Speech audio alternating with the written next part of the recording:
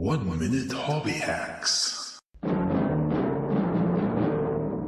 Start off with a big blob of Milliput and grab yourself a small piece. Wet your fingers with some water and roll it around between your fingers. You want to squash it a little bit to give it a more misshapen, stony look as you do this. It's rare you get a stone that's perfectly round, so it's good to work in a bit of shape to it. Once you're happy with the general look, you can add some subtle surface texture by gently rolling it over a brillo pad. I think Americans call these scratchy pad 9000s.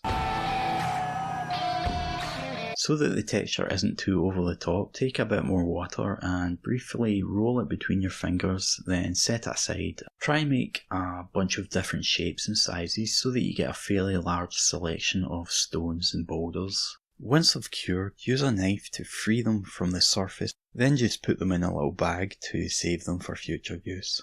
Don't forget to tune in next time for some more 1 minute hobby hacks.